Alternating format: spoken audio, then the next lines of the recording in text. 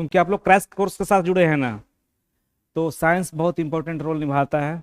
करीब करीब कितने क्वेश्चन आते हैं साइंस से? 25 से 30 क्वेश्चन। ठीक है, 25 से 30 क्वेश्चन मान के चलिए कि इतना आता है आपको।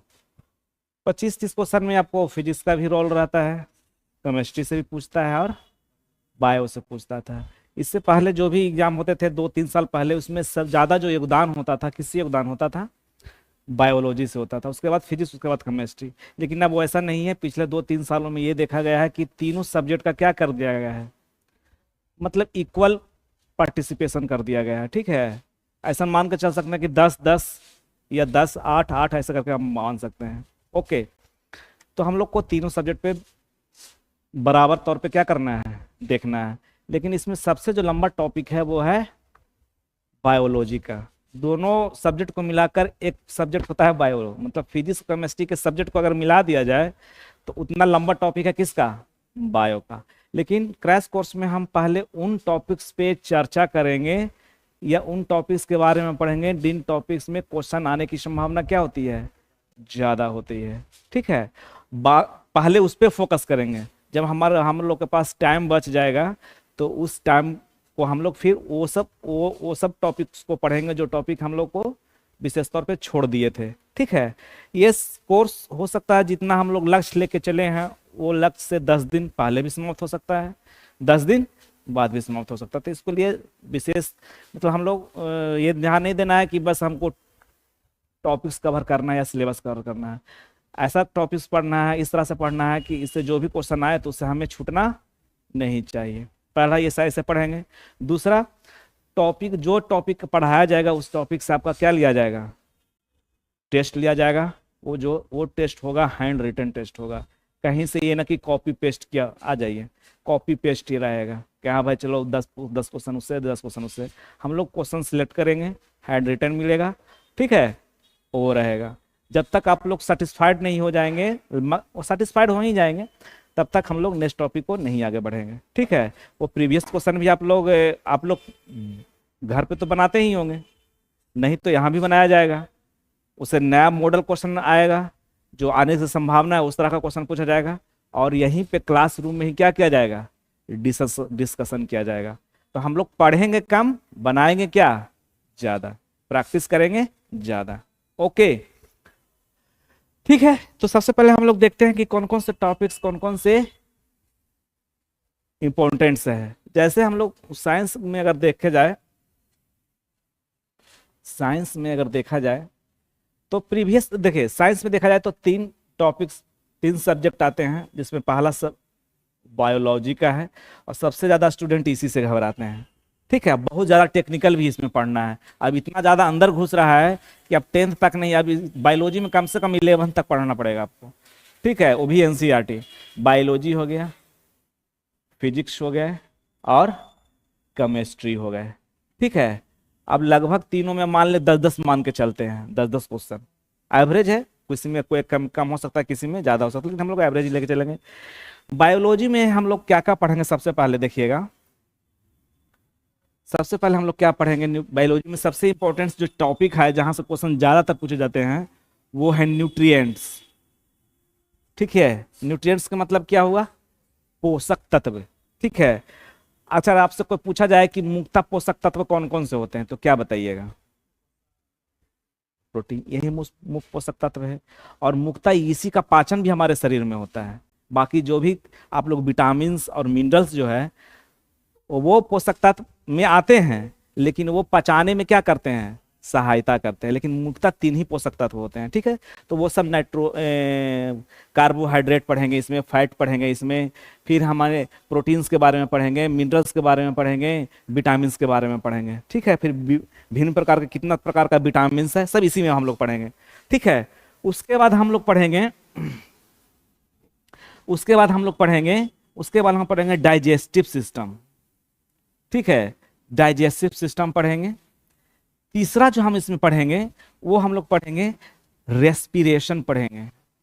ठीक है, उसके बाद जो हम लोग पढ़ेंगे चौथा में, वो हम लोग पढ़ेंगे सर्कुलेटरी पढ़ेंगे। ठीक है, पांचवा जो हम इसमें टॉपिक पढ़ेंगे सर्कुलेटरी के बाद, उसमें जो हम लोग पढ़ेंगे वो पढ़ेंगे नर्वस सिस्टम। Nervous system. ठीक है, छठा टॉपिक इसमें हम लोग पढ़ेंगे, वो पढ़ेंगे स्केलेटन। स्केलेटन पढ़ेंगे मतलब कंकाल तंत्र पढ़ेंगे। ठीक है, ये मुख्य टॉपिक हुआ। उसके बाद हम लोग इसमें पढ़ेंगे, सातवां में सेल पढ़ेंगे। क्यों आप वैसे कर रहे हैं? यहाँ ध्यान दीजिए, देखिए किसी भी लड़ाई पे जाने से पहले योजना का क्या करना है। अगर आपका प्लानिंग अच्छा हो गया तो आप 50% युद्ध क्या कर लेते हैं, वो वहीं जीत लेते हैं। तो बीपीएससी एक युद्ध है ना, इसमें कितने सारे पार्टिसिपेंट करने हैं, उसमें आपका एक सीट लेना है, तो प्लानिंग तो चाहिए ही। तो प्लानिंग तो कैसे करना है वो ना, पढ़ाई तो सब रहा है, पढ़ तो सब रहा है, सब लाइब्रेरी में दिन रात खपा रहा है, लेकिन सिलेक्शन उसी का होगा जो प्लानिंग करेगा, जो स्मार्ट स्टडी करेगा। ठीक है, मेहनत सब करता है, लेकिन पैसा सब मेहनत से नहीं कमाता ना। तो मेहनत अगर करने से पैसा होता तो एक रिक्शा वाला, एक ठेला वाला से ज्यादा मेहनत कौन करता है? ठीक है, तो हम लोग प्लानिंग से पढ़ेंगे। तो इसमें पढ़ेंगे सेल। ठीक है, फिर आठवां में पढ़ेंगे डिजीज। सेल बहुत बड़ा चैप्टर है, इसी में जेनेटिक्स आ जाएगा, इसी में आ जाएगा सेल डिवीजन आ जाएगा। ठीक है, इसी में आ जाएगा। फिर हम लोग पढ़ेंगे प्लांट किंगडम। ठीक है, फिर हम लोग पढ़ेंगे 10वां एनिमल किंगडम। ये सब छोटा मोटा टॉपिक नहीं है। प्लांट किंगडम में प्लांट मॉर्फोलॉजी पूरे के बारे में अध्ययन करेंगे, जड़, रूट, स्टेम, रिप्रोडक्शन, प्लांट का रिप्रोडक्शन कैसे होता है। उसी तरह एनिमल के बारे में पढ़ेंगे। ठीक है, ये हमारा लगभग बायोलॉजी का टॉपिक हुआ। ठीक है, जो छूट गया उसके बाद सबसे पहले इस पे फोकस करेंगे। जब छूट जाएगा, जब हमारे पास समय होगा, तो उस समय का यूटिलाइज हम लोग इस पे करेंगे। ठीक है, उसी तरह हम लोग फिजिक्स में देखिएगा कौन कौन सा टॉपिक हमको पढ़ना ज्यादा सबसे पहले है। तो पहला हम लोग क्या पढ़ेंगे फिजिक्स में, आप ही लोग बताइए। जो पूछता है यूनिट एंड डायमेंशन से पूछता है क्वेश्चन। ठीक है, यूनिट एंड डायमेंशन से क्वेश्चन पूछता है। उसके बाद हम लोग पढ़ेंगे मोशन। ठीक है, इसमें गैलीलियो का मोशन, ये सब सारा रहेगा। ठीक है, बहुत सारा मोशन इसमें है। इसमें हम लोग ऑसिलेटरी मोशन पढ़ेंगे, एसएचएम वाला, सिंपल हार्मोनिक मोशन वाला, ये सब सारा इसी में टॉपिक में आएगा। ठीक है, तीसरा जो हम लोग पढ़ेंगे ग्रेविटेशन पढ़ेंगे। क्या पढ़ेंगे? ग्रेविटेशन पढ़ेंगे। चौथा हम लोग पढ़ेंगे वर्क, पावर एंड एनर्जी को पढ़ेंगे। ठीक है, पांचवा जो हम लोग पढ़ेंगे वो पढ़ेंगे हम लोग साउंड एंड वेव। ठीक है, छठा जो हम लोग पढ़ेंगे वो पढ़ेंगे लाइट पढ़ेंगे। वेरी गुड, लाइट पढ़ेंगे। ठीक है, इसी में हम लोग आई के बारे में भी पढ़ लेंगे। ठीक है, ऐसे तो कुछ टॉपिक हम लोग आई के बारे में बायोलॉजी में भी पढ़ेंगे, लेकिन इसमें भी कुछ पढ़ लेंगे। फिर सातवां इसमें जो हम लोग पढ़ेंगे करंट पढ़ेंगे। ठीक है, और आठवां पढ़ेंगे मॉडर्न फिजिक्स। ठीक है, इतना चैप्टर पहले हम लोग कंप्लीट कर लेंगे। ओके, समझ में आ गया ना?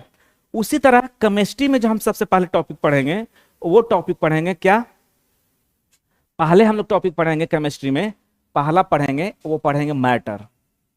ठीक है, दूसरा जो हम लोग पढ़ेंगे वो क्या पढ़ेंगे, क्या पढ़ेंगे आप लोग?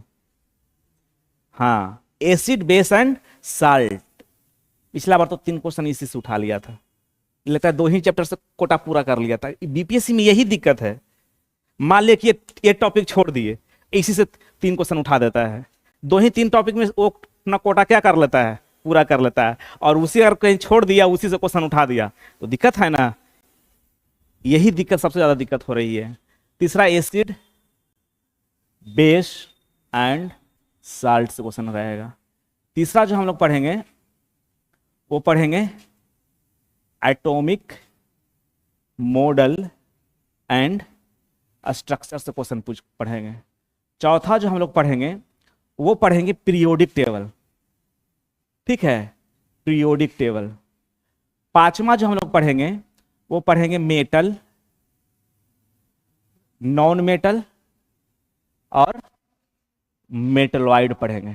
ठीक है, छठा जो हम लोग पढ़ेंगे वो पढ़ेंगे हाइड्रोकार्बन। ठीक है, और सातवां में हम लोग पढ़ लेंगे फ्यूल। और कोई बच गया आपको नजर में इंपॉर्टेंट? क्या? हाँ, पढ़ सकते हैं। रेडियो सक्रियता पढ़ सकते हैं। हाँ, पॉलीमर, इससे इंपॉर्टेंट है पॉलीमर पढ़ना। पिछला बार पॉलीमर से क्वेश्चन उठाया था, केबलर से उठाया था ना, पॉलीमर पढ़ सकते हैं। हाँ हाँ, वो सब है, वो सब मिसलिनियस में है। फिर 9वां है रेडियो एक्टिविटी। ये इस टॉपिक्स पे हम लोग क्या करेंगे, पहले फोकस्ड करेंगे। इससे जितना सारा क्वेश्चन हो सके हम लोग बनाएंगे, प्रीवियस ईयर क्वेश्चन जो भी है जो बनाएंगे, और जो सारा क्वेश्चन आपको हैंड रिटन याद आएगा, ठीक है, ये नहीं कहीं से कॉपी पेस्ट रहेगा, यहीं पे डिस्कशन होगी, ठीक है। आप लोग को पूरी तरह से हम लोग जिस उद्देश्य से आए हैं उसको हम लोग सेटिस्फाइड करने की क्या करेंगे, कोशिश करेंगे, बशर्ते आप लोग क्लास क्या करना है, कंटिन्यू करना है, ठीक है। जब मैक्सिमम हो सके, ये ना कि एकदम, लेकिन मैक्सिमम क्या करना है, कंटिन्यू ही करना है। जो भी प्रॉब्लम हो क्लास में भी पूछ सकते हैं, क्लास खत्म होने के बाद 10 मिनट हम ऑफिस में बैठते हैं, वहां भी पूछ सकते हैं। लाज शर्म की कोई बात यहाँ नहीं है। यहाँ पर आप क्या करने हैं, सीखने के लिए आए हैं, पूछने के लिए आए हैं। ओके, समझ में आ गया ना? ठीक, एक बार आप लोग इसको मतलब अथी कर लीजिए, फोटो खींच लीजिए, हम भी खींच लेते हैं, क्योंकि इसी टॉपिक्स पे क्या करना है, हम लोग को फोकस पहले करना है। तो हम भी इसको हम लोग रिमाइंडर के लिए रख लेते हैं, क्योंकि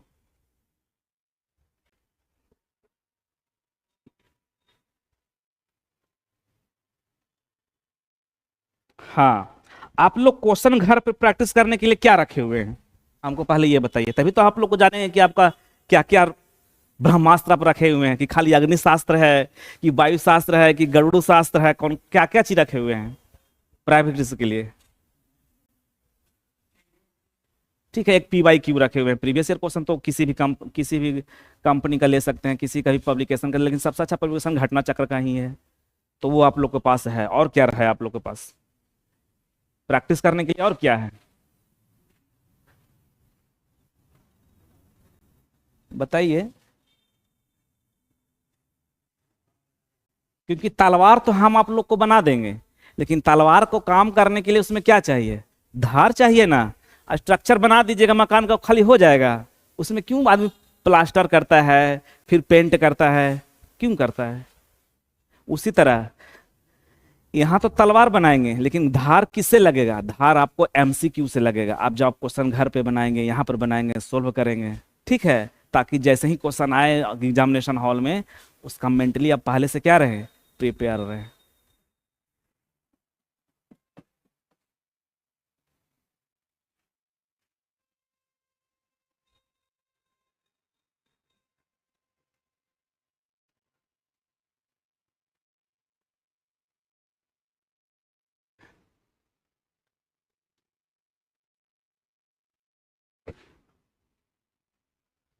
चलिए थोड़ा सा हम आपको हम बताने की कोशिश करते हैं कि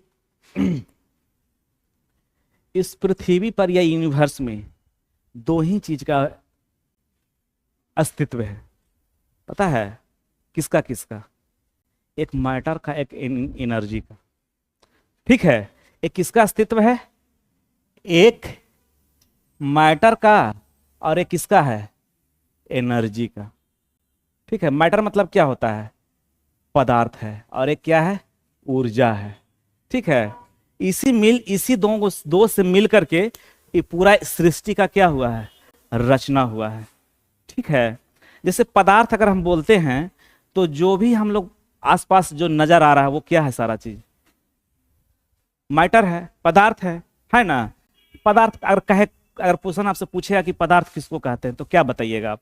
मैटर किसको कहते हैं, तो क्या बताइएगा? जो प्लेस ऑक्युपाई करता हो, जिसमें कुछ ना कुछ क्या हो, भार हो।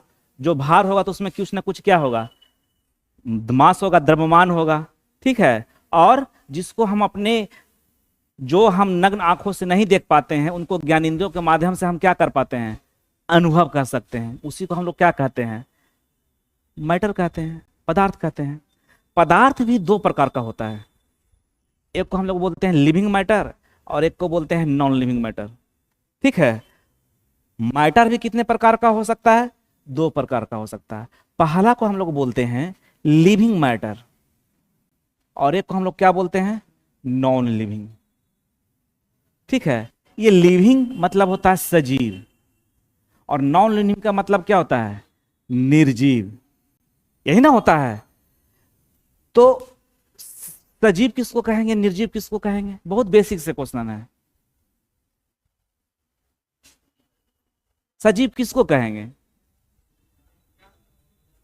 बस एक ही इतना ही जानते हैं सजीव के बारे में। किसको कहते हैं सजीव?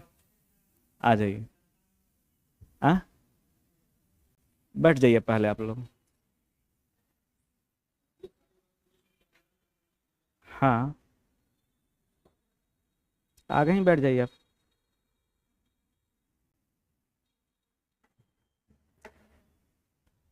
ठीक है, तो हमने बताया कि इस सृष्टि में, ये जो सृष्टि का निर्माण हुआ है, इस ब्रह्मांड का जो निर्माण हुआ है, दो ही चीज से हुआ है। एक हुआ है मैटर से और एक क्या हुआ है? एनर्जी से।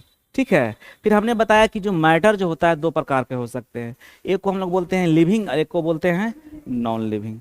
लिविंग का अभी आपने बताया, लिविंग का अगर कोई पूछेगा कि लिविंग का दो चार लक्षण बताइए, सजीव का दो चार लक्षण बताइए, तो क्या बताइएगा? तो पहला सबसे पहले बताइएगा कि वो पोषण करता होगा, चाहे वो पेड़ पौधा हो, चाहे वो हम लोग हों। क्या कहेंगे? जिंदा रहने के लिए क्या चाहिए? खाना चाहिए। तो जब खाना क्यों आदमी खाता है? ऊर्जा के लिए, एनर्जी के लिए। और एनर्जी क्या चीज में काम आता है? एनीथिंग डूइंग वर्क में, कोई भी काम करने के लिए क्या चाहिए? ऊर्जा चाहिए। अगर हम आज पढ़ा रहे हैं, आज सुन रहे हैं, कोई काम कर रहा है, कोई इधर से आ जाइए, कोई खेतों में काम कर रहा है, कोई जॉब जॉब कर रहा है, तो उसके लिए क्या चाहिए? एनर्जी चाहिए ना। तो एनर्जी कहाँ से आता है? तो हमें भोजन से आती है। तो वो जो एनर्जी लेता हो, न्यूट्रिशन करता हो, अपने आप को क्या करता हो? वृद्धि करता हो, ग्रो करता हो। हम लोग छोटे थे, छोटे से देखिए कितना बड़े हो गए। एक पेड़ छोटा होता है, उसके बाद क्या होता है? बड़ा होता है। ठीक है। और दूसरा किसको कहेंगे सजीव? जो अपने जैसे संतान को क्या करता होगा? उत्पन्न करने का उसमें क्षमता होगा। ये सब जो गुण होता है, उसी को हम लोग क्या बोलते हैं? सजीव बोलते हैं। बोलते हैं ना सजीव? ठीक है। और सजीव का जो सूक्ष्मतम इकाई होता है, उसको हम लोग क्या बोलते हैं? सजीव का जो स्मॉलेस्ट यूनिट होता है, उसको हम लोग क्या बोलते हैं? उसको हम लोग बोलते हैं, जितने भी सजीव हैं, जितने भी सजीव हैं, वो किससे बने होते हैं? तो वो सेल से बने होते हैं। किससे बने होते हैं? सेल से बने होते हैं, कोशिका से बने होते हैं। उसी प्रकार जितने भी निर्जीव पदार्थ आप लोग देख रहे हैं, निर्जीव पदार्थ किसको कहेंगे? जिसमें कोई जान ना हो। ठीक है, जैसे ये पेन है, पंखा है, टेबल है, कुर्सी है, बॉटल है। ठीक है, जो श्वास नहीं लेता हो, जो अपने जैसे संतान उत्पन्न नहीं करता हो, ये सब ना होगा जिस निर्जीव। ठीक है, तो उसको हम लोग निर्जीव पदार्थ बोलते हैं। और निर्जीव भी एक सूक्ष्म इकाई से बना होता है, जिसको हम लोग क्या बोलते हैं? कोई भी पदार्थ जो होता है, जो सूक्ष्म इकाई से बना होता है, उसको हम लोग क्या बोलते हैं? उसको हम लोग बोलते हैं एटम। क्या बोलते हैं उसको? एटम, जिसको हिंदी में क्या बोलते हैं? परमाणु बोलते हैं। ठीक है, तो ये जो लिविंग मैटर है, वो हम कहाँ पढ़ेंगे? ये पढ़ेंगे बायोलॉजी में। क्या पढ़ेंगे? कहाँ पढ़ेंगे? बायोलॉजी में। और ये वाला जो आइटम है, वो कहाँ पढ़ेंगे? ये पढ़ेंगे हम लोग केमिस्ट्री में। ठीक है, और ये जो ऊर्जा वाला हुआ चैप्टर, वो हम कहाँ पढ़ेंगे? वो फिजिक्स में पढ़ेंगे। ठीक है, क्या पढ़ेंगे? फिजिक्स में पढ़ेंगे। हमारे हमारे पृथ्वी पर एक वैज्ञानिक हुए थे, जिनका क्या नाम था? आइंस्टीन नाम था। आइंस्टीन नाम था। उन्होंने कहा था, जब अपने रिसर्च में आए थे, तो उन्होंने कहा था कि हम मैटर को एनर्जी में कन्वर्ट कर सकते हैं। जब उन्होंने ये थ्योरी दिया था, E बराबर mc², तो 100 सालों तक किसी को ये भरोसा ही नहीं था। जहां पर E क्या होता है? एनर्जी होता है। M क्या होता है? मास होता है। और C क्या होता है? स्पीड ऑफ लाइट होता है। ठीक है, E क्या होता है? एनर्जी होता है। M क्या होता है? मास होता है। और ये क्या होता है? स्पीड ऑफ लाइट होता है। ठीक है, और स्पीड ऑफ लाइट कितना होता है? 8 मीटर पर सेकेंड होता है। मतलब एक सेकेंड में जो लाइट की जो ट्रेवलिंग है क्षमता, वो 3 लाख किलोमीटर पर सेकेंड है। एक सेकेंड हुआ टन, 3 लाख किलोमीटर चला गया। यानी कि इससे ज्यादा भी स्पीड किसी का नहीं है। ठीक है, तो उन्होंने एक थ्योरी दिया था कि अगर हम किसी भी मैटर को, ध्यान दीजिएगा, किसी भी मैटर को, किसी भी पदार्थ को अगर हम लाइट के स्पीड से हम क्या करा दें, उसको ट्रैवल करा देंगे, तो वो क्या चीज में बदल जाएगा? एनर्जी में बदल जाएगा। किस में बदल जाएगा? एनर्जी में बदल जाएगा। ठीक है, और इसी सिद्धांत को कौन सा सिद्धांत बोला जाता है? सापेक्षता का सिद्धांत। क्या बोला जाता है? सापेक्षता का सिद्धांत। सापेक्षता का सिद्धांत बोला जाता है। ठीक है, क्या बोला जाता है? सापेक्षता का सिद्धांत बोला जाता है। Theory of relativity. ठीक है, सापेक्षता का सिद्धांत। क्वेश्चन यहां से पूछता है कि बताइए आइंस्टीन साहब को नोबेल प्राइज किसके लिए मिला था? किसके लिए मिला था?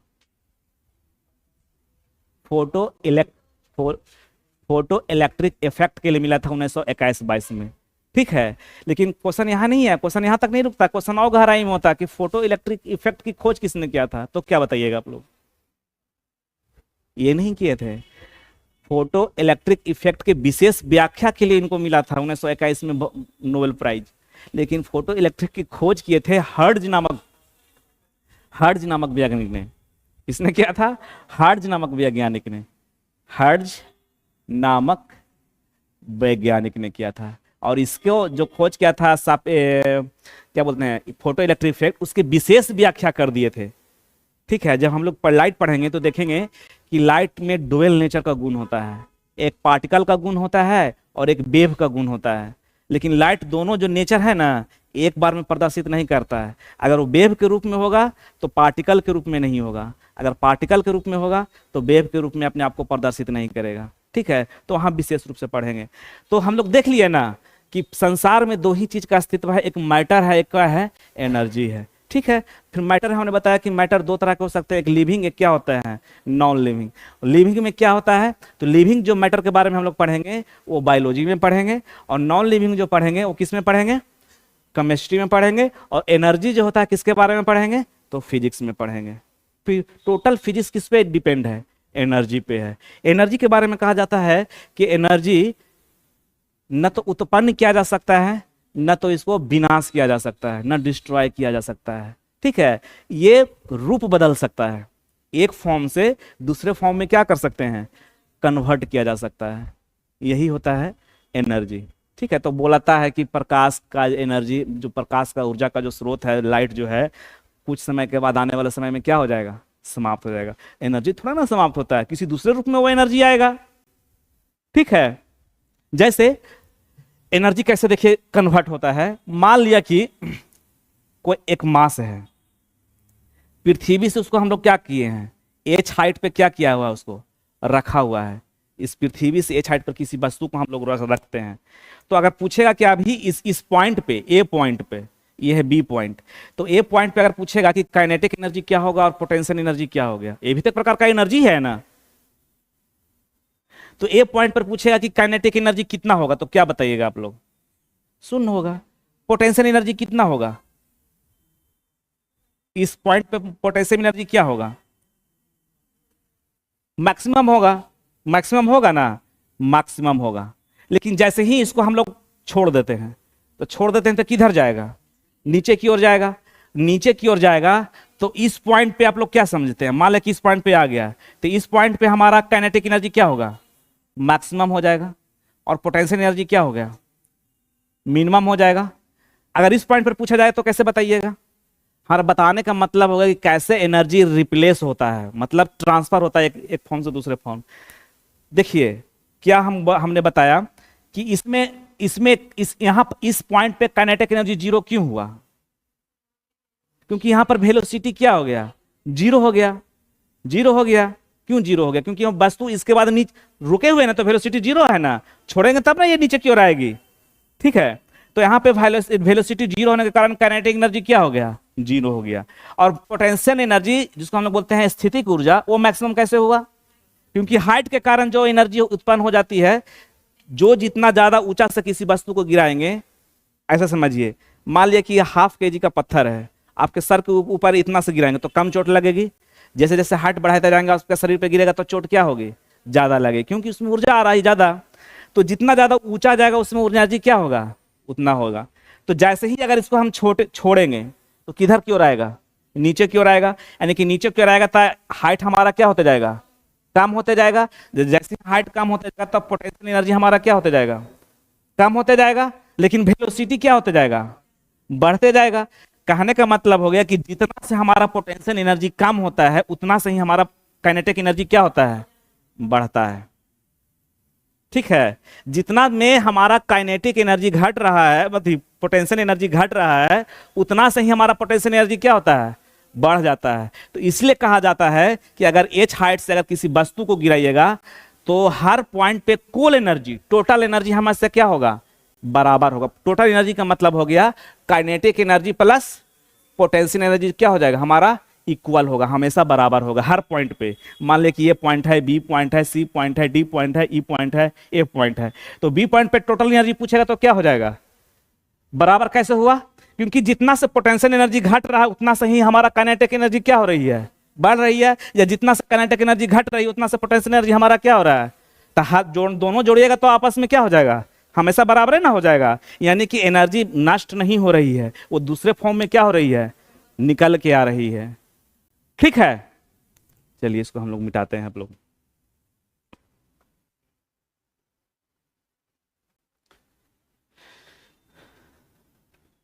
तो जो हम टॉपिक लिखे थे सबसे पहले वही टॉपिक के बारे में हम लोग क्या करेंगे, चर्चा करेंगे। उसके बाद टॉपिक समाप्त हो जाएगा, हैंड रिटन आपको क्या मिलेगा, क्वेश्चन मिलेंगे उस टॉपिक से। उस टॉपिक से यहाँ पे यहीं पे क्या हो जाएगा, डिस्कशन हो जाएगा। फिर PYQ अपने घर से बना के आइएगा या यहीं पे बनाएंगे, जो प्रॉब्लम होगा यहाँ पे ही क्या किया जाएगा, सोल्व किया जाएगा। ठीक है,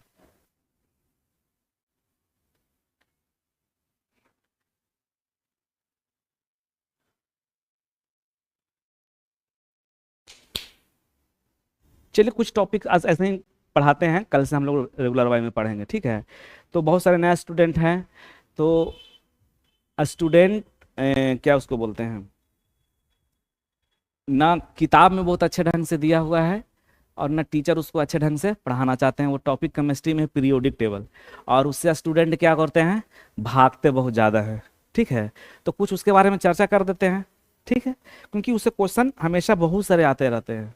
ठीक है, तो ज़्यादा नहीं पढ़ाएंगे, मतलब कुछ ही बारे में, थ्योरी के बारे में पढ़ाएंगे। ये पढ़े हुए हैं थोड़ा सा, बाकी ये लोग भी पढ़े हुए हैं, लेकिन आप लोग नहीं पढ़े हुए हैं, क्योंकि वहाँ देखते हैं कैसे हम लोग पढ़ते हैं। तो सबसे पहले हम पूछना आप लोगों से चाहते हैं कि पीरियोडिक टेबल PT, आप लोग कौन सा टॉपिक सबसे पहले पढ़ना चाहेंगे। नहीं नहीं, पहले आप लोग क्या पढ़ना चाहते हैं, शुरुआत किसे। ऐसा हम लोग प्लानिंग क्या किए हैं कि 2 दिन पढ़ाएंगे आपको, तीनों सब्जेक्ट लेके हम चलेंगे। 2 दिन फिजिक्स, 2 दिन केमिस्ट्री, 2 दिन बायो। ठीक है, ऐसे ही हम लोग कोर्स डिजाइन किए हैं, क्योंकि बराबर सिलेबस आपको क्या हो जाए, खत्म हो जाए। और जो हम लोग टॉपिक चर्चा किए हैं कि कौन कौन सा टॉपिक के पढ़ना है, वही टॉपिक को हम लोग पहले फोकस करेंगे। समय बचेगा तो दूसरे टॉपिक पे जाएंगे, जिस टॉपिक्स को पढ़ेंगे जिस पे क्वेश्चन आने की संभावना क्या होती है, अधिक होती है। ठीक है, क्योंकि क्रैश कोर्स में उतना ज़्यादा समय नहीं है कि लॉन्ग टाइम से हम लोग पढ़ पाएँ।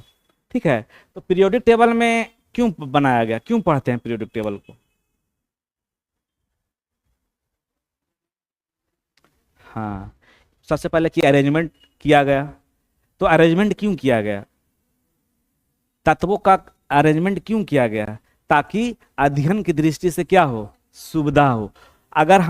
अगर देखा जाए, ऐसे समझिए, आपकी माँ या सभी की माँ क्या करती है, अब तो प्रेशर कुकर आ गया, पहले प्रेशर कुकर नहीं था तो क्याची में खाना बनता था,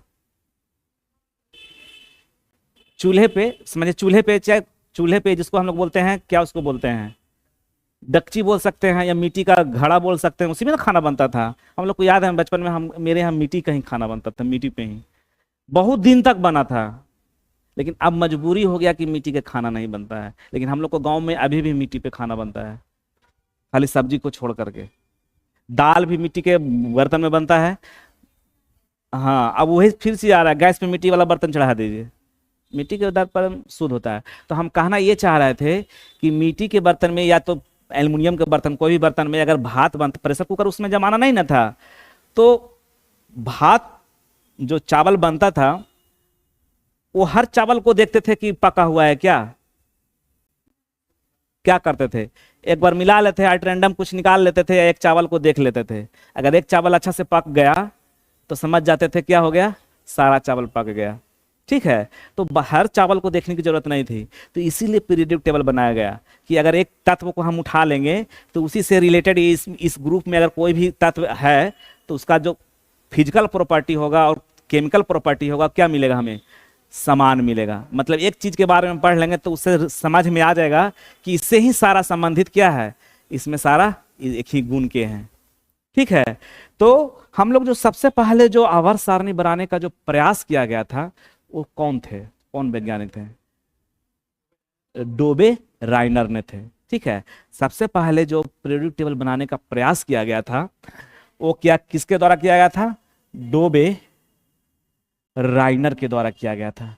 ठीक है। और डोबे राइनर ने सबसे पहले पीरियोडिक बनाने का जो प्रयास किया वो कब किए थे? 1815 में, 1815 ईस्वी में। और ये जो डोबे राइनर नमक वैज्ञानिक कहाँ के रहने वाले थे? जर्मनी के रहने वाले थे। कहाँ के रहने वाले थे? प्रथम जो पीरियोडिक टेबल बनाने का प्रयास किया गया था इसी व्यक्ति के द्वारा किया गया था 1815 में, जो कहाँ के रहने वाले थे? जर्मनी के रहने वाले थे। इन्होंने जो पीरियोडिक टेबल बनाया ना तो उसके कुछ ना कुछ नियम भी बनाए होंगे। ठीक है। वो नियम कौन था? किस थ्योरी के बेस पे बनाए थे? ट्रेड्स के थ्योरी पे। जैसे सिंगल होता है, डबल होता है, ट्रेड्स होता है। सिंगल मतलब एक, डबल के मतलब दो, और ट्राइड्स के मतलब तीन। ट्राइड्स का मतलब तीन। तो इन्होंने इन्होंने तत्वों को ट्राइड्स रखा, मतलब तीन तीन के ग्रुप में रखा। इन्होंने तत्वों को कितने कितने के ग्रुप में रखा? तीन तीन के ग्रुप में रखा। ठीक है। और इन्होंने तत्वों को जो ग्रुप में रखा ना परमाणु भार के बढ़ते क्रम में। किसके क्रम में? परमाणु भार के बढ़ते क्रम में। तीसरा इन्होंने ये दिया, इन्होंने एक सिद्धांत दिया अपने पीरियोडिक टेबल बनाने में जिसको हम लोग बोलते हैं ट्रिपलेट थ्योरी। कौन सा थ्योरी बोलते हैं? ट्रिपलेट थ्योरी या एवरेज का नियम। एवरेज का नियम मतलब औसत का नियम। कुछ ना कुछ नियम बताए थे। तो क्वेश्चन का भी पूछेगा कि एवरेज का नियम या पीरियोडिक टेबल बनाने में औसत का नियम कौन दिए थे? तो डोबे राइनर ने दिए थे। या डोबे राइनर ने जो तत्वों को रखा था वो कितने कितने तत्वों के रूप में एक ग्रुप में रखा था, तो तीन तीन तत्वों को सजाया था। ठीक है। तो एवरेज का नियम क्या कहलाता है? ट्रिपलेट का नियम क्या कहलाता है? ठीक है। जैसे उन्होंने तीन तत्वों को रखा था जिसमें से पहला तत्व के बारे में आपको बताते हैं। पहला जो तत्व था, पहला जो ट्रेड्स बनाया था तीन तीन के ग्रुप में, उसमें पहला तत्व किसको रखा था? लिथियम को रखा था। बीच में किसको रखा था? उसके बाद सोडियम को रखा था। उसके बाद किसको रखा था? पोटेशियम को रखा था। ठीक है। अब उन्होंने नियम दिया था कि कैसे इसको रख दिया भाई, ऐसे तो नहीं ना रखा था, कुछ ना कुछ नियम के आधार पे फॉलो किया होगा। तो उसको हम लोग बोलते हैं ट्रिपलेट थ्योरी या एवरेज का नियम। उन्होंने कहा क्या कि किसके आधार पे आप रखे भाई? तो उन्होंने कहा कि जो बीच वाला एलिमेंट है ना, बीच वाला एलिमेंट कौन है? सोडियम। तो इसका जो एटॉमिक मास है, एटॉमिक मास इसका कितना होता है? 23 होता है। 23 होता है। कहा कि सोडियम का जो एटॉमिक नंबर है शेष दो अन एलिमेंट के एटॉमिक मास के अगर जोड़ देंगे, उसका एवरेज अगर निकालेंगे तो बीच वाले एलिमेंट का एवरेज का क्या आएगा? बराबर आएगा। यानी कि सोडियम का अगर एटॉमिक मास लिथियम और पोटेशियम के एटॉमिक मास का क्या होगा? एवरेज होगा। जैसे लिथियम का कितना होता है? लिथियम का कितना होता है? 6 होता है। और पोटेशियम का कितना होता है? 40 होता है। तो दोनों को जोड़िए तो कितना हो गया? 46/2 कितना हो गया? 23। और सोडियम का भी कितना एटॉमिक मास होता है? 23। आ गया बराबर। तो उन्होंने कहा कि बीच वाला एलिमेंट का जो एटॉमिक मास होता है शेष दो एलिमेंट के एटॉमिक मास का क्या होता है? आधा होता है। और यही थ्योरी, इसी थ्योरी के आधार पे उन्होंने कितना ट्रेड्स बनाया था? इसी के आधार पर उन्होंने 5 ट्रेड्स बनाए थे। कितना ट्रेड्स बनाए थे? 5 ट्रेड्स बनाए थे। अब क्वेश्चन पूछता है कि कौन सा ट्रेड्स असफल हो गया था? तो 5वां ट्रेड्स असफल हो गया था। जिसमें क्या क्या थे 5वां ट्रेड्स में? 5वां ट्रेड्स में कौन कौन सा एलिमेंट को रखा गया था? यही क्वेश्चन पूछा हुआ है कि 5वां जो असफल हुआ था उसमें कौन कौन सा था? तो पहला कौन था? एनपी। पहला था नाइट्रोजन। ठीक है। दूसरा था फास्फोरस और तीसरा था आर्सेनिक था। ठीक है, इसमें से कोई एक तत्व गायब कर देगा, पूछेगा कि तीसरा तत्व कौन है, तो NPS याद रखिएगा। ठीक है, और पहला वाला याद रखिएगा लिथियम, सोडियम और पोटेशियम। इस समय तक, डोबेराइनर के समय तक कितना एलिमेंट को खोजे जा चुके थे? 21। कितना एलिमेंट को खोजे जा चुके थे? 21 एलिमेंट को खोजे जा चुके थे। ठीक है, कितना एलिमेंट को? तो डोबेनायर के समय में 21 एलिमेंट को क्या कर दिया गया था? खोज किया गया था। ठीक है, और पांचवा ट्रेड्स क्या हो गया था इनका? असफल हो, मतलब 4 ही ट्रेड्स तक ये फॉलो किया रूल। कौन सा रूल? त्रिक नियम, या जिसको हम लोग बोलते हैं ट्रिपलेट नियम, या जिसको हम लोग बोलते हैं एवरेज का नियम, जिसको कहते हैं औसत का नियम। ठीक है, औसत का नियम किसको कहते हैं? क्या कहिएगा आप लोग? कि सबसे पहले कि डोबरनायर ने 3-3 एलिमेंट का एक ग्रुप बनाया था, उसमें बीच वाले का जो एटॉमिक मास होता है, शेष अन्य 2 एलिमेंट के एटॉमिक मास का क्या होता है? आधा होता है या एवरेज होता है। यही ना है, सिंपल सा तो है। जिसमें पहला लिथियम, सोडियम और पोटेशियम को रखे थे। पांचवा ये जो 4 ट्रेस तक फॉलो किया, पांचवा ट्रेस में क्या हो गया? असफल हो गया। तो पांचवा ट्रेस में कौन कौन से एलिमेंट को रखे थे? नाइट्रोजन, फास्फोरस, आर्सेनिक था। इस समय तक 21 एलिमेंट्स को क्या कर दिए गए थे? खोज किए गए थे। ठीक है, ये था हमारा डोबेनायर के संबंध में। अब हम जो आगे पढ़ते हैं कि दूसरा जो प्रयास किया गया था वो किसके द्वारा किया गया था? न्यूलैंड्स के द्वारा। ठीक है, देखते हैं।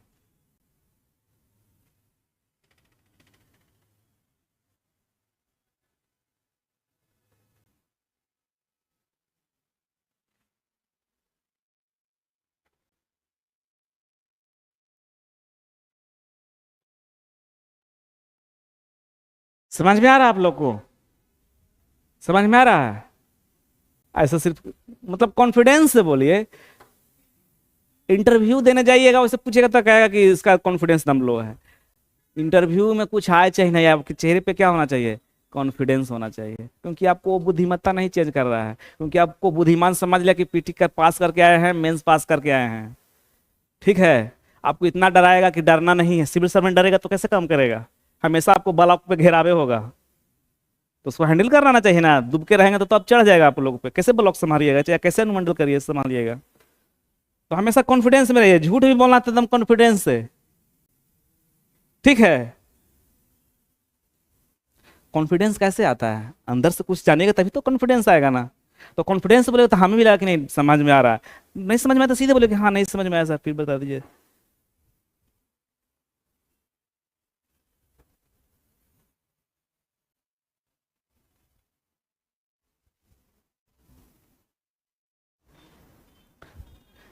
चलिए दूसरे के बारे में थोड़ा सा देख लेते हैं।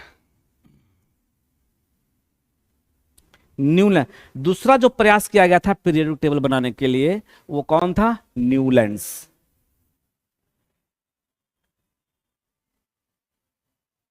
दूसरा प्रयास किया गया, दूसरा प्रयास किया गया पीरियोडिक टेबल बनाने के लिए, उनका क्या नाम था?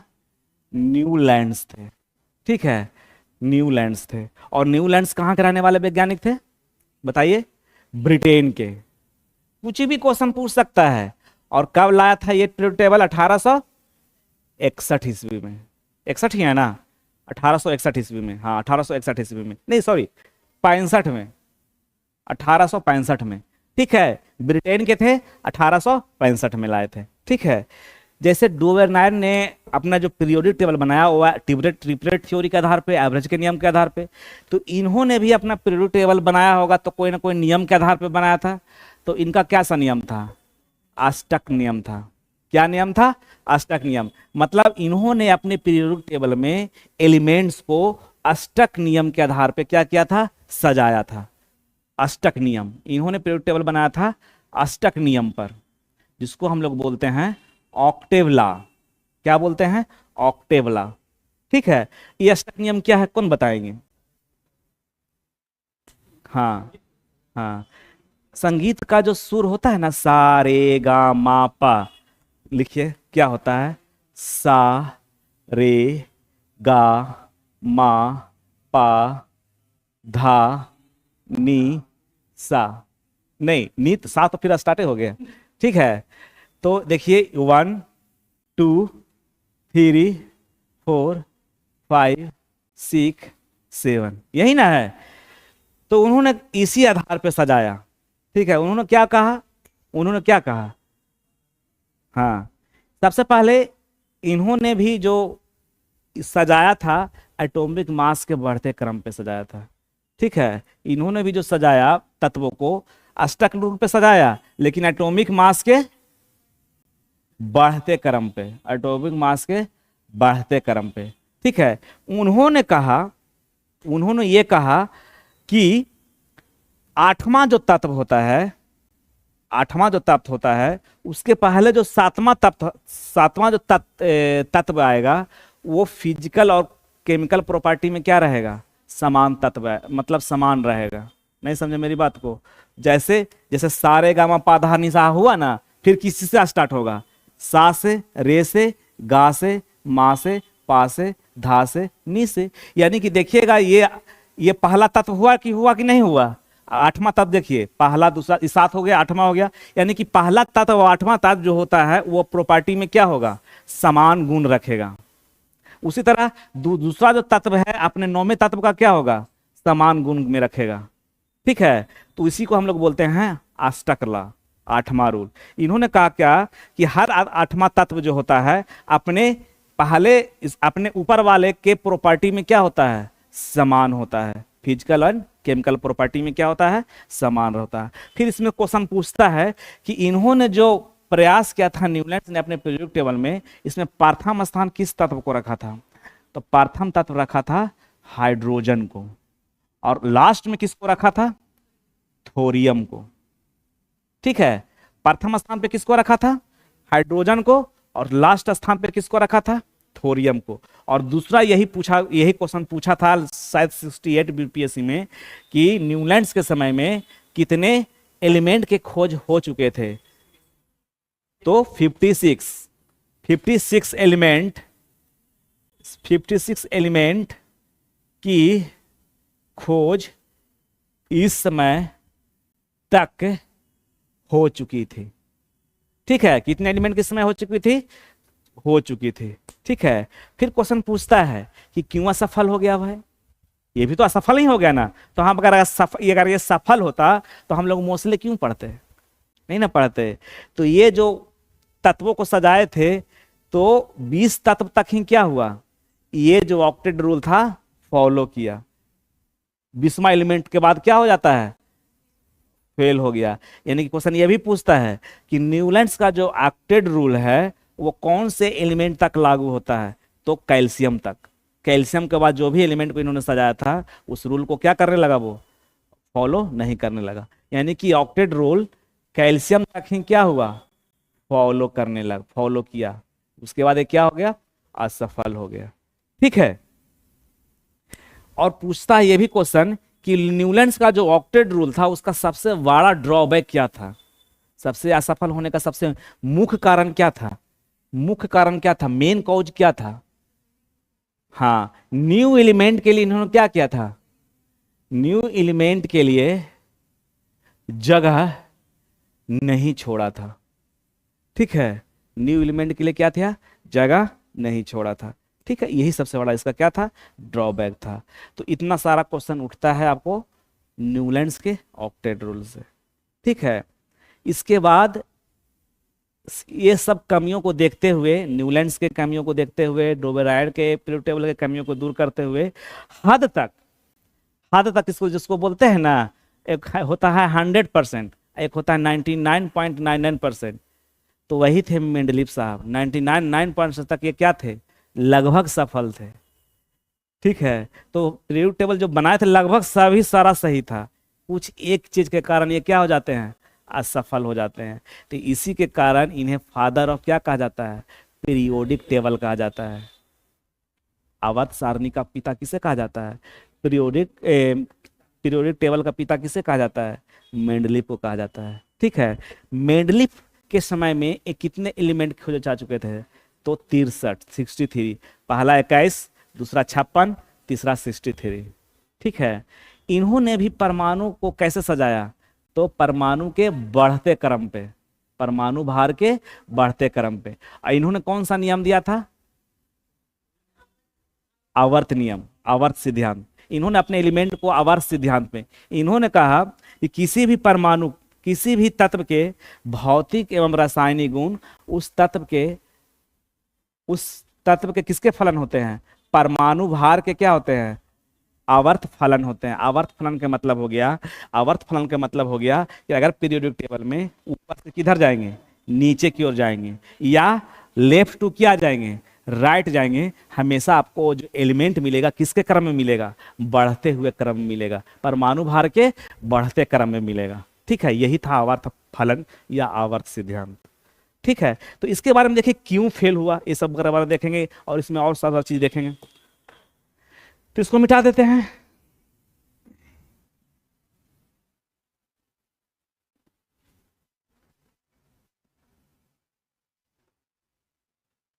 तो तीसरा जो प्रयास किया गया था पीरियोडिक टेबल बनाने के लिए, उसका क्या नाम था जी? मेंडलीफ का आवर्त सारणी या आवर्त सिद्धांत। ठीक है, तो देखते हैं मेंडलीफ पीरियोडिक टेबल क्या होता है। मेंडलीफ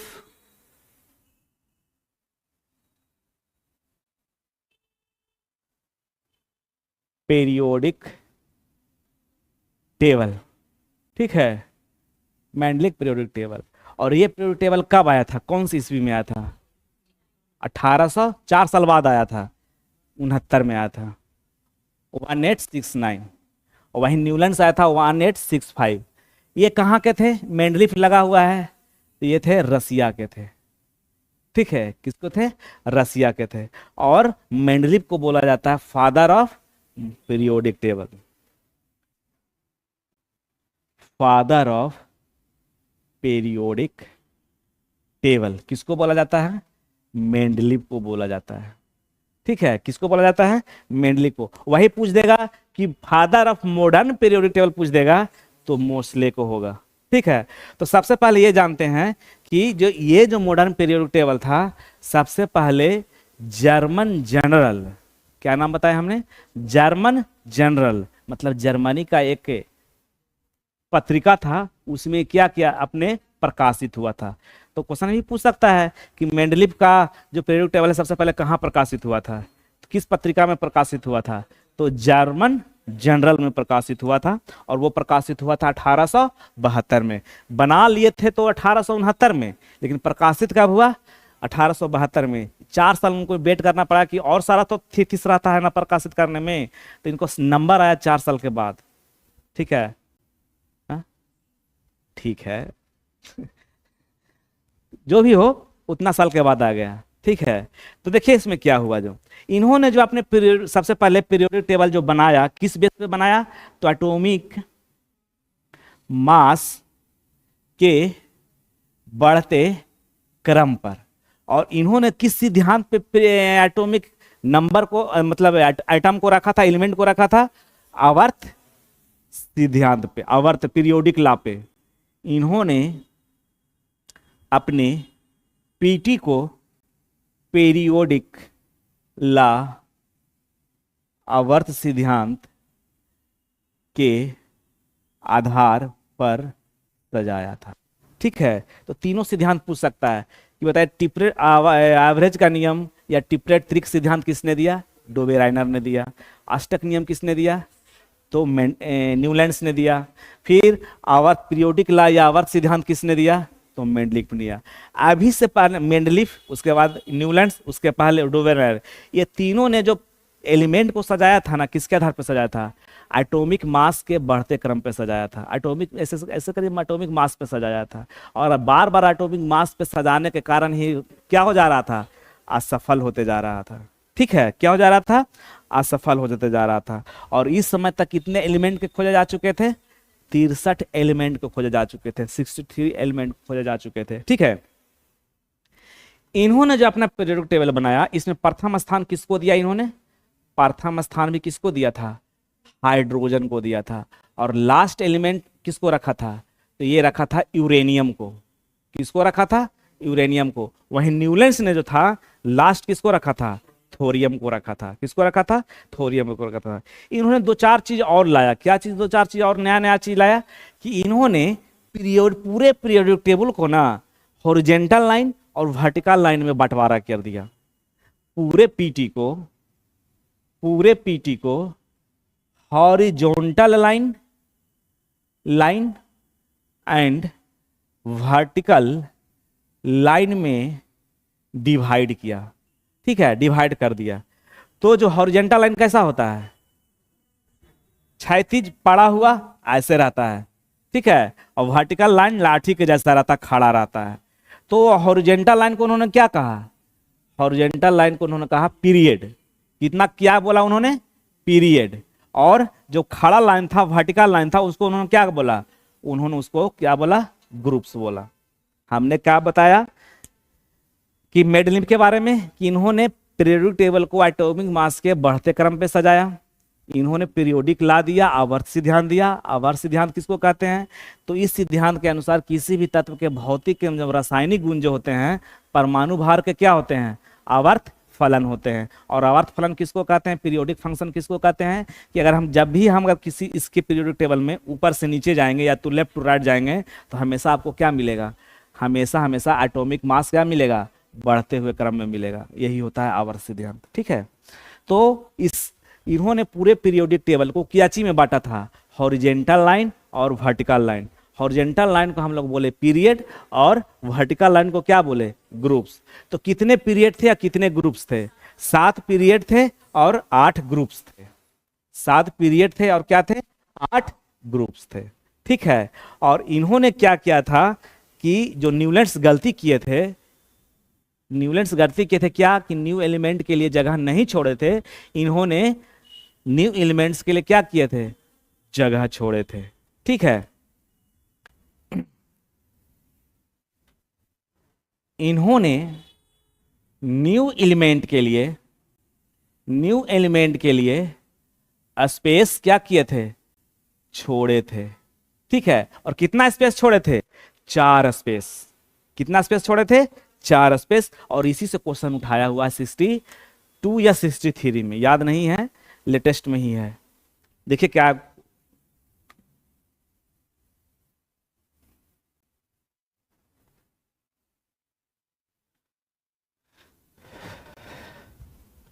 ठीक है, जैसे आप लोग पीरियोडिक टेबल कैसे पीरियोडिक टेबल देखते हैं, ऐसे ही ना रहता है, ऐसे रहता है।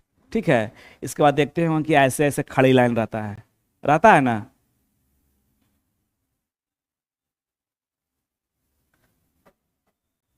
ठीक है, इस तरह का खड़ी लाइन रहता है। तो इसको हम लोग क्या बोलते हैं, इसको हम लोग ग्रुप्स बोलते हैं। ठीक है, और ऐसे रहता है, बीच में नहीं रहता है। ये पड़ी लाइन हो गया, इसको हम लोग कौन सा लाइन बोलेंगे, इसको हॉरिजेंटल लाइन बोलेंगे और इसको हम लोग पीरियड बोलेंगे। ठीक है, क्या बोलेंगे, पीरियड बोलेंगे। तो इन्होंने नए एलिमेंट के लिए मेंडलीफ ने क्या किया था, 4 जगह छोड़ा था।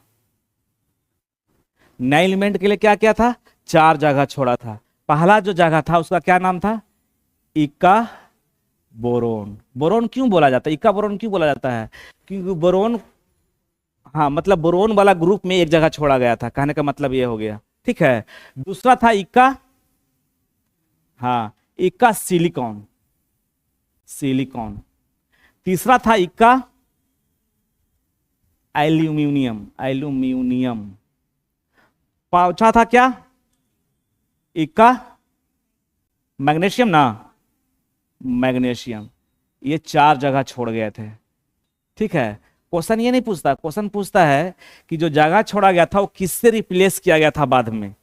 ठीक है, तो इक्का बोरोन की जगह कौन आया था बाद में, एस्केनेडियम। क्या नाम था उसका, एस्केनेडियम। ठीक है, सिलिकॉन की जगह कौन आया था, जर्मेनियम। यही दोनों पूछा हुआ अभी तक है, जर्मेनियम। उसी तरह इक्का एल्युमिनियम के बदले कौन आया था, गैलियम से रिप्लेस किया गया। और मैग्नीशियम के स्थान पे कौन आया था, टेक्टेनियम। ये हमेशा चारों क्या करना है, याद करना है कि इसके स्थान पे कौन कौन आया था। ये तो याद रहेगा, सिलिकॉन सेमीकंडक्टर है तो जर्मेनियम भी क्या है, दोनों सेम आया था। ये भी याद रखेगा कि एल्युमिनियम के बदले कौन आया था, गैलियम आया था। गैलियम भी मेटल है, लेकिन ये कमरे के ताप पे क्या रहता है, लिक्विड अवस्था में होता है, ठीक है। और मैग्नीशियम के स्थान पे क्या आया था, टेक्टेनियम। बोरोन के स्थान पे कौन आया था, स्कैंडियम। और ये भी क्वेश्चन पूछा गया था कि मेंडलीफ ने जो अपना आवर्त सारणी बनाया था उसके लिए 4 जगह छोड़े थे, उसमें इका सिलिकॉन के जगह पे ना किस एलिमेंट से रिप्लेस किया गया था या किस एलिमेंट से भरा गया था उस जगह को, तो उसका नाम था सिलिकॉन, ठीक है। क्या नाम था, सिलिकॉन नाम था। ओके, थोड़ा पानी पी लाइएगा, दीजिए ना गुड़िया वाला, थोड़ा सा ही पी लेंगे, खाली गला को भिंगोना है उधर।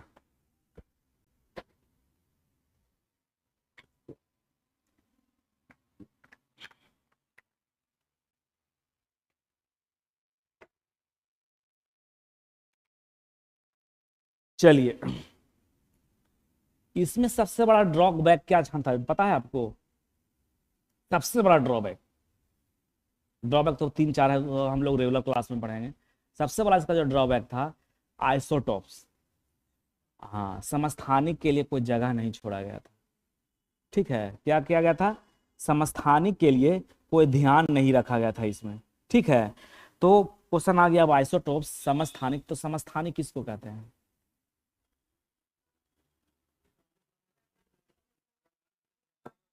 जिसका एटॉमिक परमाणु संख्या और द्रव्यमान संख्या भिन्न भिन्न हो। अगर हम बोलेंगे कि जिसमें प्रोटॉन की संख्या समान हो लेकिन द्रव्यमान संख्या भिन्न भिन्न हो, तो गलत हो जाएगा। अगर हम बोल देंगे कि अगर इलेक्ट्रॉन की संख्या समान हो और परमाणु भार भिन्न भिन्न हो, वो गलत होगा कि सही होगा, ये भी हद तक सही हो जाएगा। देखिए बताते हैं, एक चीज हमेशा गौर कीजिएगा, जैसे एक एलिमेंट का नाम लेते हैं सोडियम, ठीक है। क्या लेते हैं, एलिमेंट सोडियम, और इसका एटॉमिक नंबर कितना होता है, 11 होता है। एटॉमिक मास अगर पूछा जाए तो लगभग कितना होता है, 23 होता है। तो इसमें अगर आपको पूछेगा, और मान लो कि 11 नहीं दिया हो रहेगा, ऐसे दिया हो रहेगा कि इसका एटॉमिक नंबर बताइए, क्या होगा। दूसरा, प्रोटॉन की संख्या बताइए, प्रोटॉन की संख्या बताइए। तीसरा, इलेक्ट्रॉन की संख्या बताइए, बताइए। और एक ऐसे दिया हो रहेगा Na+, और इसमें बताना आपको होगा एटॉमिक नंबर, इलेक्ट्रॉन की संख्या, और दूसरा प्रोटॉन की संख्या। क्या क्या बताइएगा,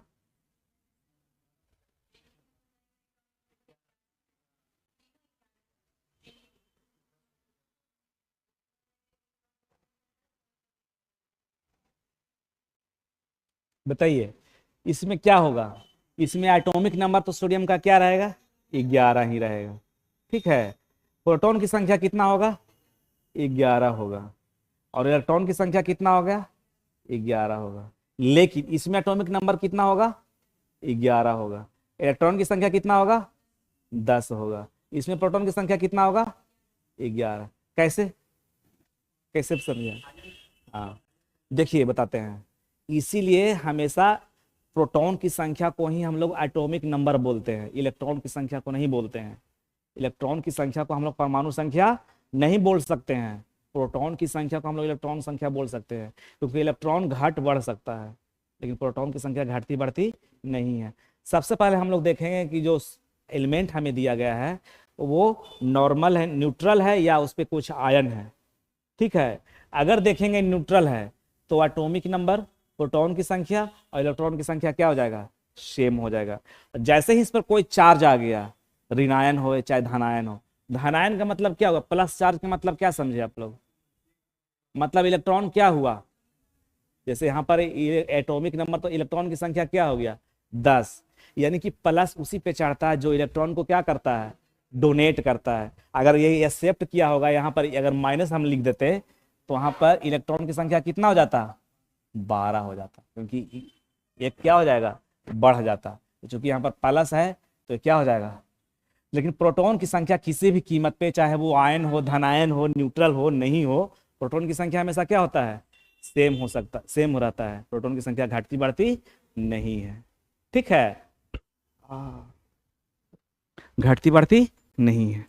चलिए, इसीलिए हम लोग प्रोटॉन की संख्या को ही हम लोग इलेक्ट्रॉन की संख्या बोलते हैं। इलेक्ट्रॉन की संख्या को हमेशा एटॉमिक नंबर नहीं बोल सकते हैं। ठीक है, आगे हम लोग देखते हैं।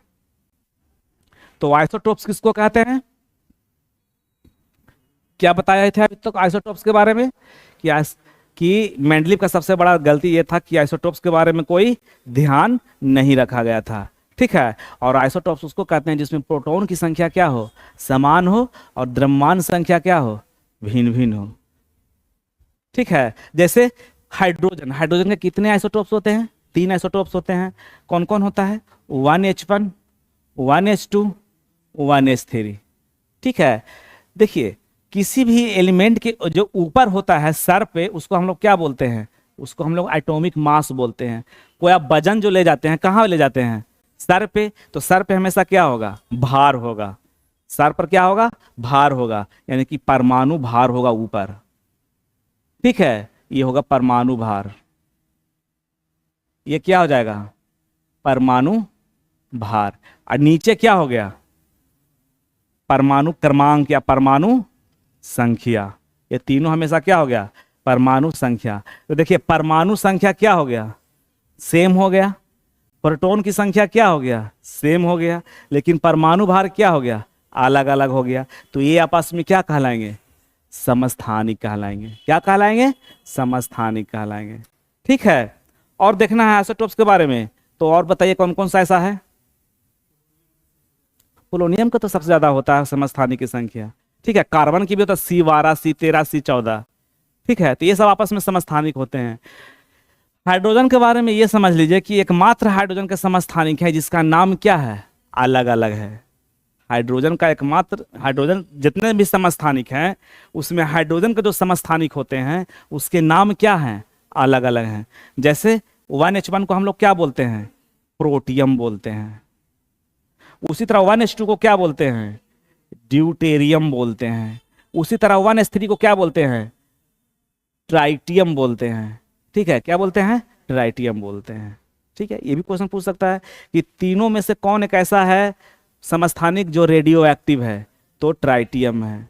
हाइड्रोजन का कौन ऐसा समस्थानिक है जिसमें न्यूट्रॉन की संख्या नहीं होती है? तो प्रोटियम। क्यों? न्यूट्रॉन की संख्या किसको कहते हैं? अगर ऊपर वाला से नीचे घटा दीजिएगा तो क्या निकलेगा? न्यूट्रॉन की संख्या। और ऊपर क्या होता है? भार होता है, और नीचे क्या होता है? संख्या। यानी कि परमाणु भार में से परमाणु संख्या को घटा देंगे तो क्या होगा? न्यूट्रॉन की संख्या होगा। अब परमाणु भार किसको कहते हैं? हाँ, न्यूट्रॉन प्लस प्रोटॉन के योग को हम लोग क्या बोलते हैं? परमाणु भार बोलते हैं। परमाणु भार बोलते हैं। अब परमाणु संख्या किसको बोलते हैं? प्रोटॉन की संख्या को हम लोग क्या बोलते हैं? परमाणु संख्या बोलते हैं। तो ऊपर में से नीचे घटाइए, N + P अब माइनस P, P कट गया, क्या बच गया? न्यूट्रॉन। इसलिए परमाणु भार में से परमाणु संख्या को घटाइएगा तो हमेशा क्या निकलेगा? न्यूट्रॉन की संख्या निकलेगा। समझ में आया? चलिए, अब हम लोग पढ़ते हैं मोसले का आवर्त नियम थोड़ा सा।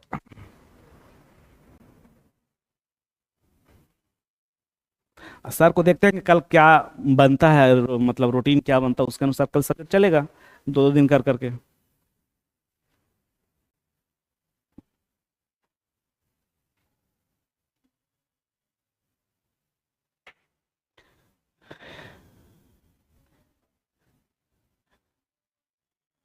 हाँ हाँ पढ़ेंगे,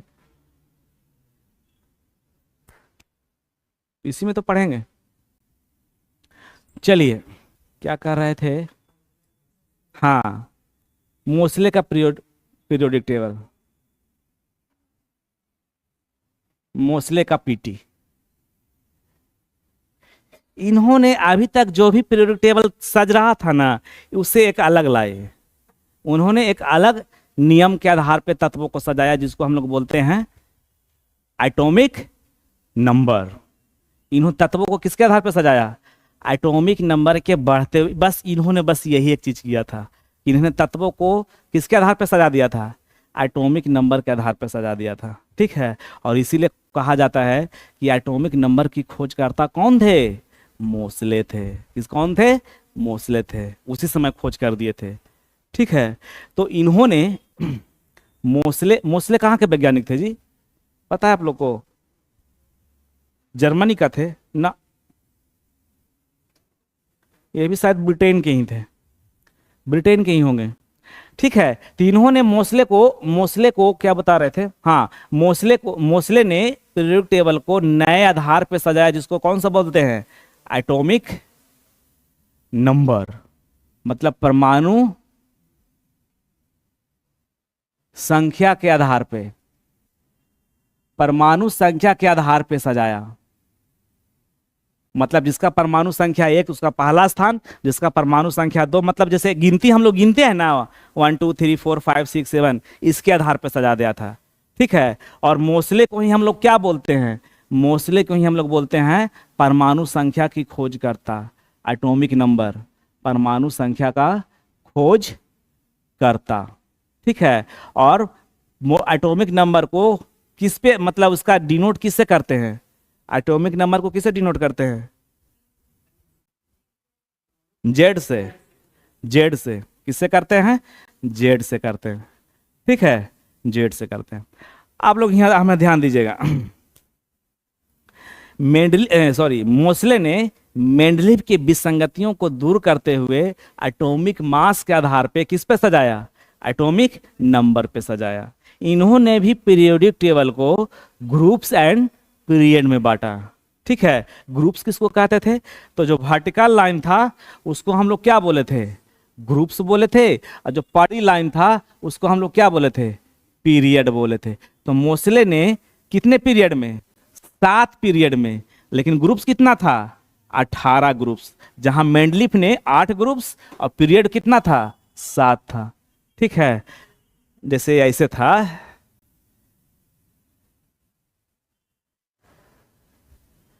ठीक है, इस तरह का था।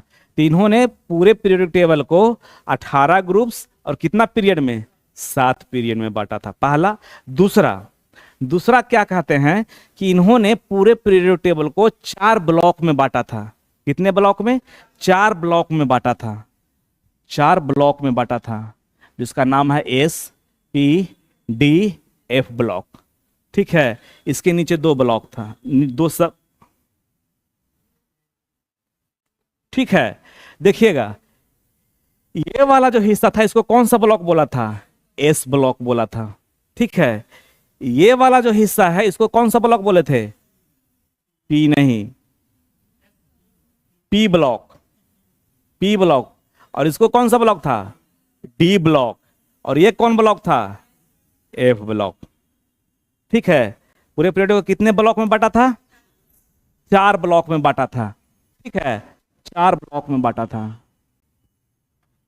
इसको हम लोग बोलते हैं एस ब्लॉक, इसको हम लोग बोलते हैं पी ब्लॉक, इसको डी ब्लॉक, इसको एफ ब्लॉक। ऐसा ही ना था।